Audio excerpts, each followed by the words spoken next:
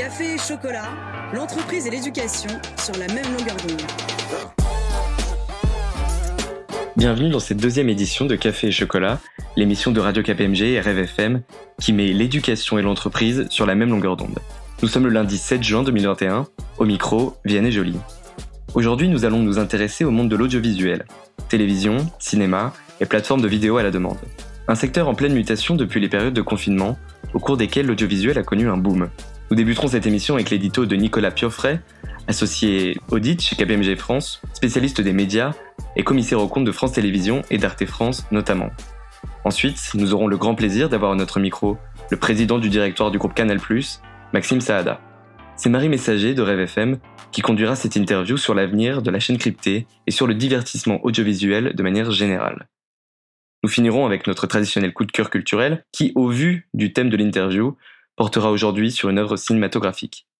Excellente écoute sur les ondes de Radio KPMG et Rêve FM. L'édito.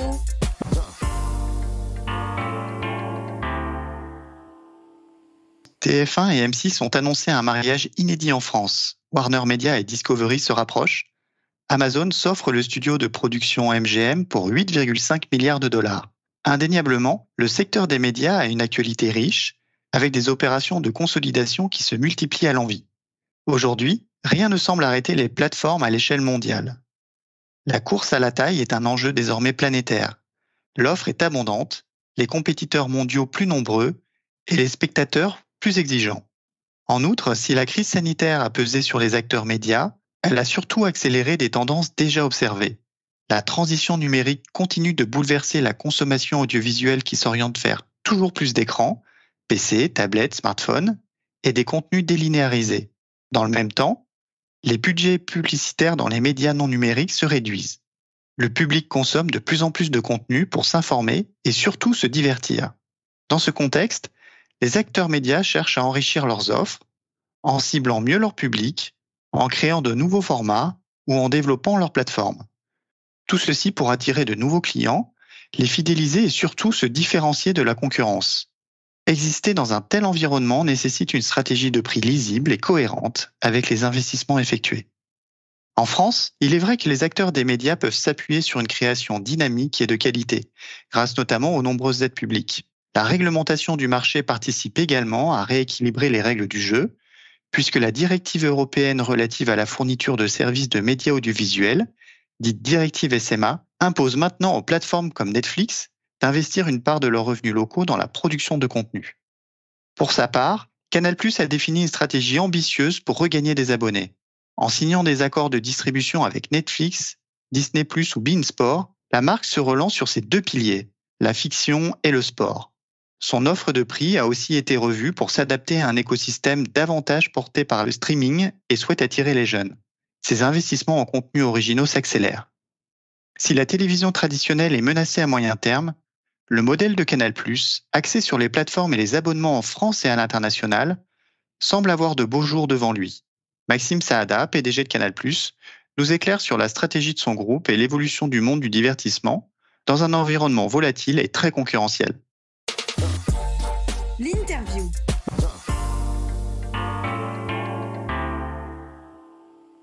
Nous allons continuer cette émission avec vous, Maxime Saada. Vous êtes aujourd'hui à la tête du groupe Canal+, après avoir intégré l'entreprise en 2004. Vous commencez votre parcours à Sciences Po Paris, où vous serez ensuite maître de conférences, et à HEC, où vous suivez un MBA.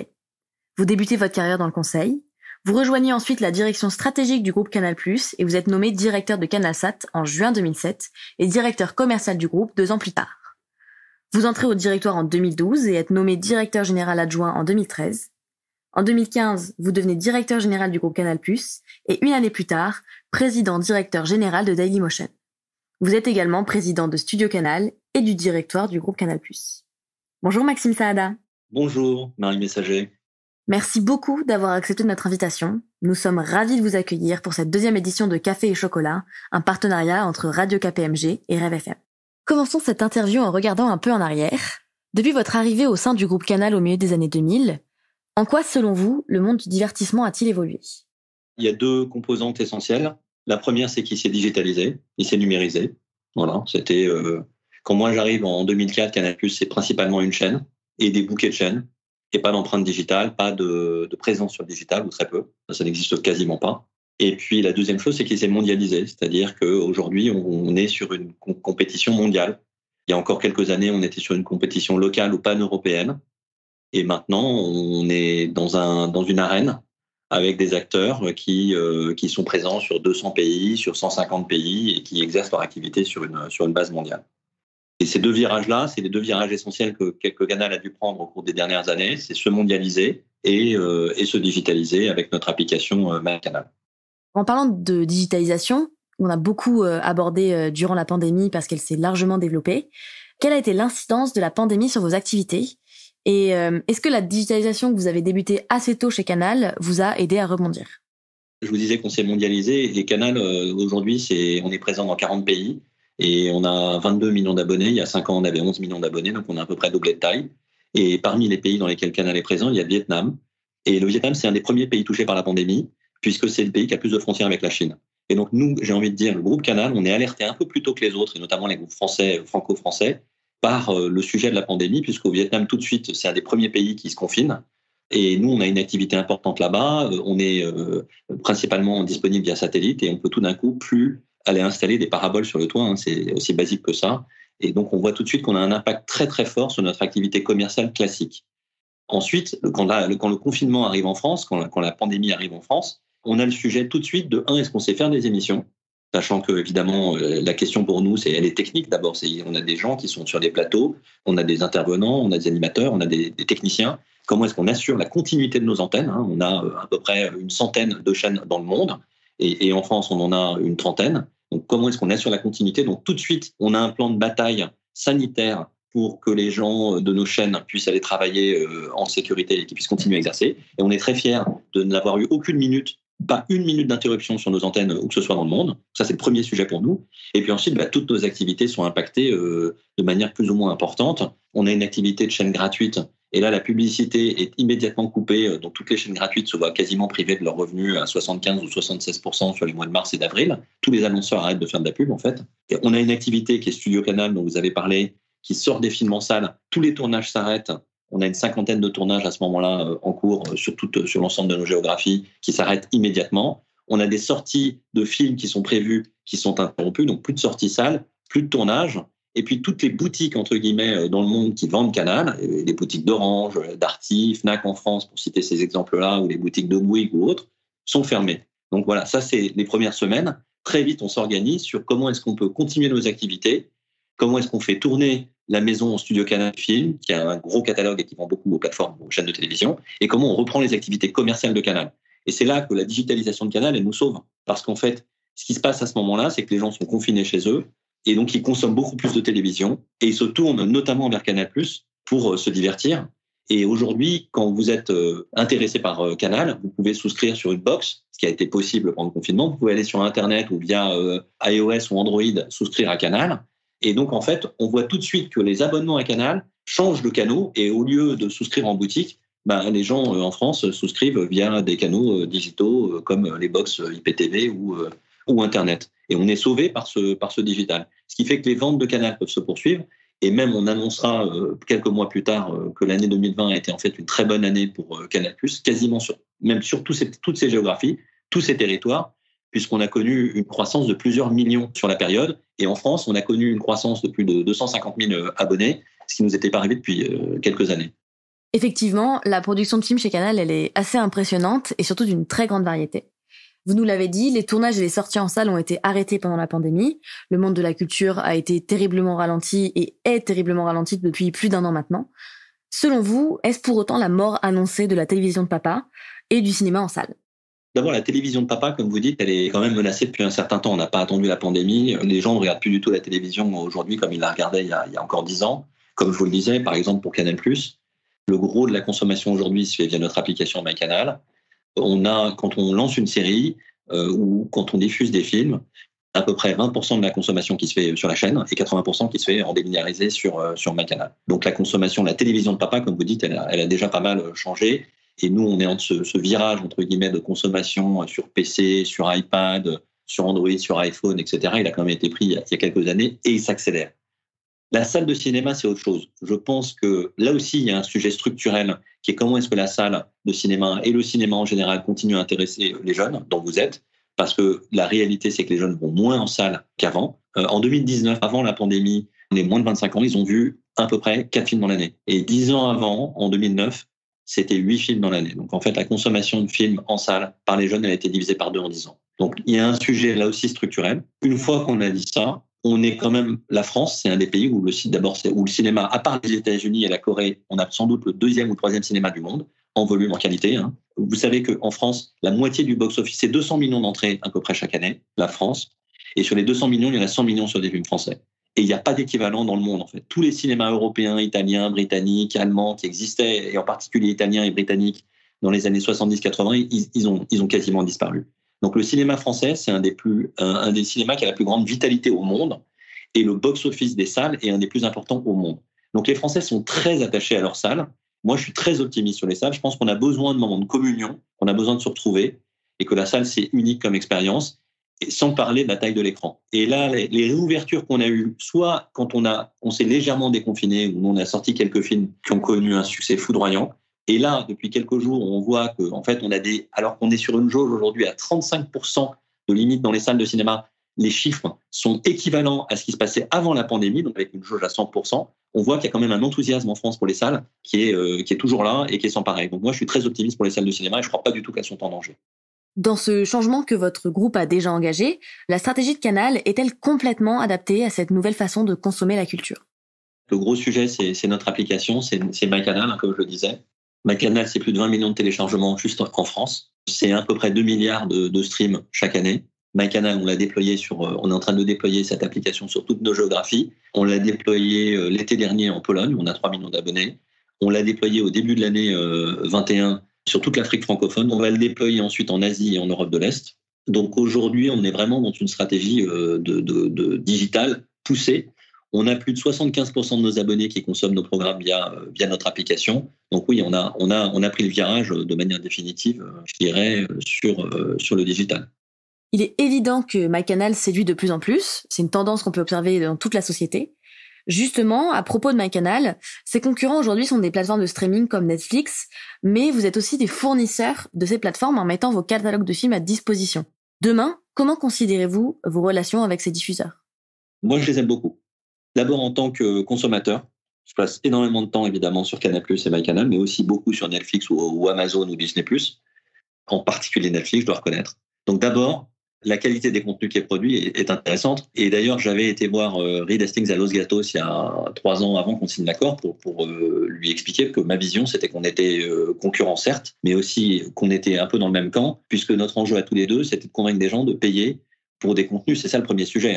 Et donc, quand on a un acteur comme Netflix, en fait, qui produit des contenus de qualité et qui incite les gens à payer pour ces contenus, moi, je considère que ce sont d'abord des partenaires. Et je préfère être dans la situation de Canal, qui est sur un marché qui croît grâce à des acteurs comme Netflix ou Amazon, que dans la situation de chaînes gratuites qui sont sur des marchés qui décroissent, les revenus publicitaires à la télé, ça décroît, et qui doivent lutter pour faire croître leur marché.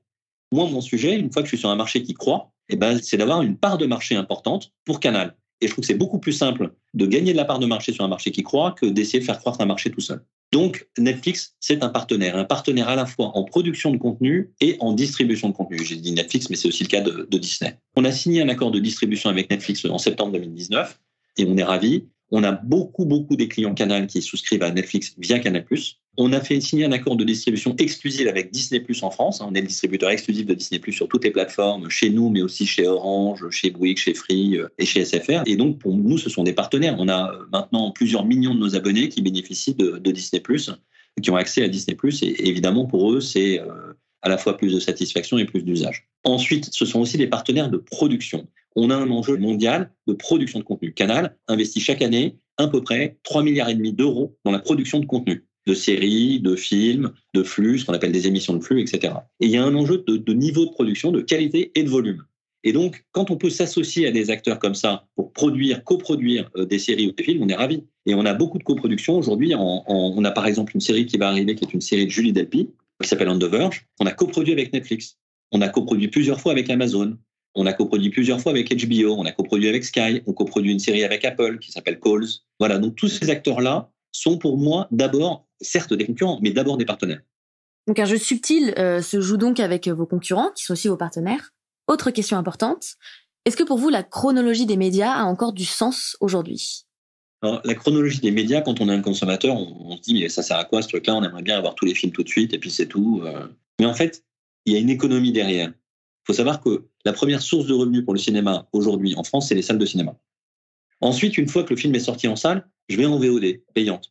Et donc là, il y a un nouveau cycle d'exploitation et donc des nouvelles sources de revenus pour les producteurs et toute la chaîne du cinéma, toute la filière.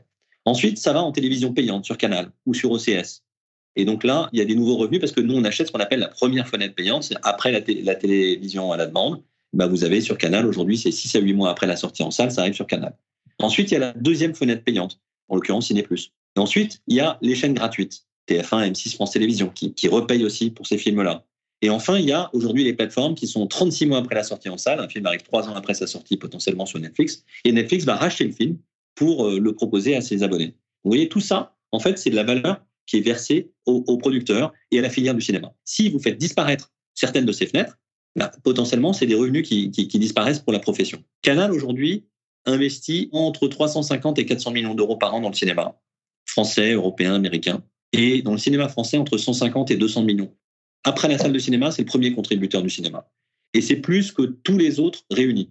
C'est plus que TF1, M6, France Télévisions et toutes les plateformes réunies. Donc le premier financier, le premier partenaire artistique du cinéma français, c'est Canal.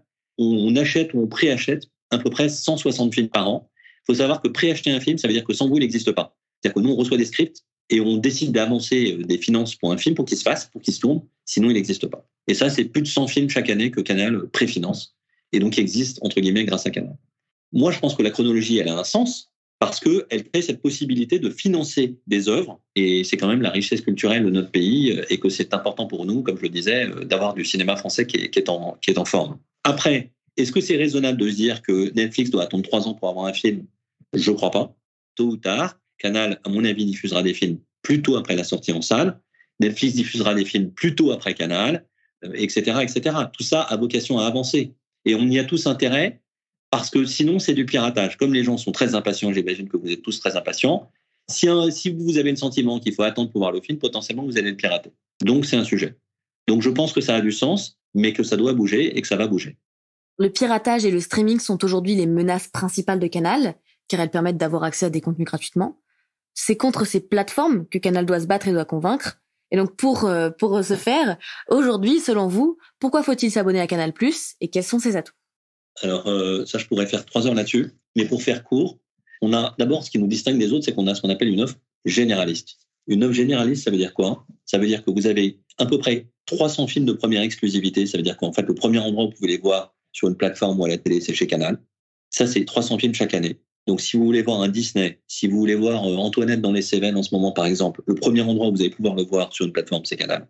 La première chose, c'est le cinéma. Ensuite, vous avez généraliste, c'est quoi ? C'est le sport.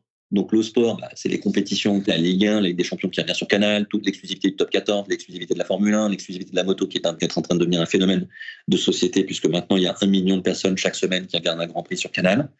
C'était 250 000 il y a 5 ans ou il y a 4 ans chez Eurosport. Le golf, je passe. Tous les sports qu'on peut diffuser en exclusivité. Vous avez les séries de Canal+, la création originale. Il y a plus d'un quart d'abonnés à Canal qui s'abonnent pour les créations originales de Canal, le Bureau des légendes, Engrenage, La Flamme, Validé 2 qui va arriver. Il y aura une suite à La Flamme qui sera très, très drôle. Donc les séries qu'on achète aussi, comme Your Honor, tous les accords qu'on a avec des séries comme Showtime ou FX ou d'autres séries américaines en particulier ou étrangères, israéliennes en particulier, ou Gomorrah par exemple pour les séries italiennes qu'on diffuse. C'est plus de 60 séries chaque année.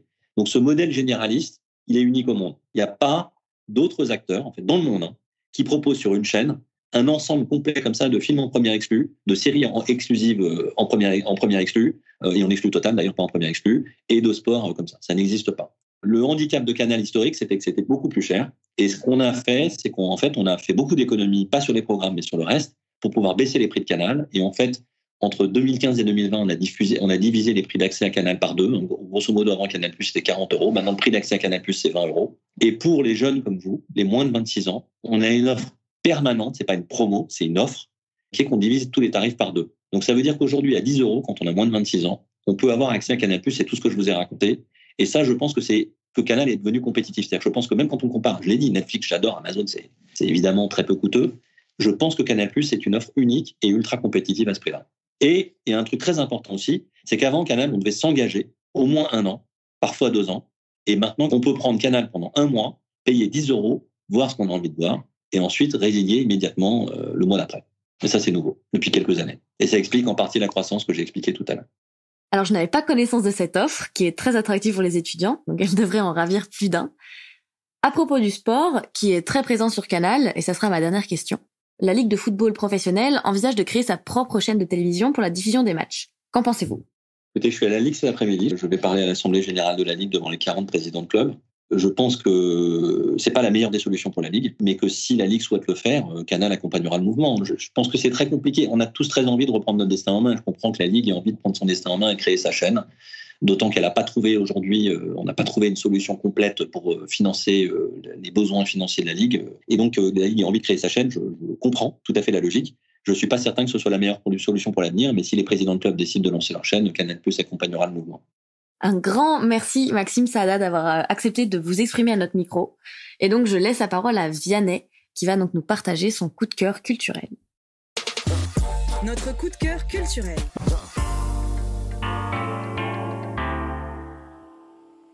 La recommandation culturelle de cette émission est une comédie française récente dont le succès fut important et la qualité au rendez-vous. Réalisé par Nicolas Bedos, le film La Belle Époque retrace l'histoire dont le thème pourrait sembler éculé, le voyage dans le temps. Sauf que ce dernier est réaliste cette fois.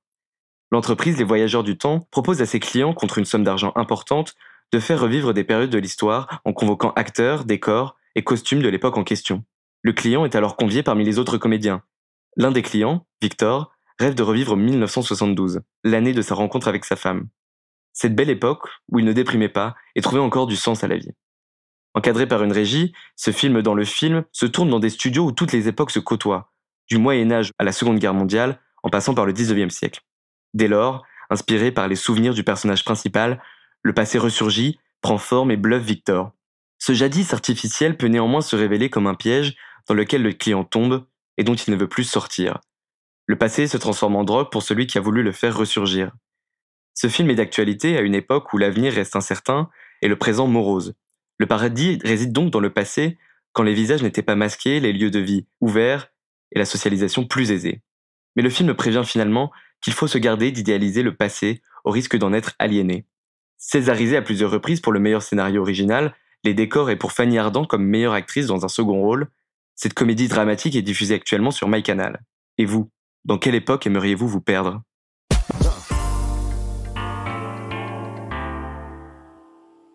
Cette émission est maintenant terminée. Nous remercions chaleureusement Maxime Saada et Nicolas Pioffret pour leurs éclaircissements concernant l'audiovisuel et l'avenir de la télévision. Nous nous retrouvons très vite sur Café et Chocolat, où l'entreprise et l'éducation sont sur la même longueur d'onde. Café et Chocolat, une émission de Radio KPMG et de Rêve FM.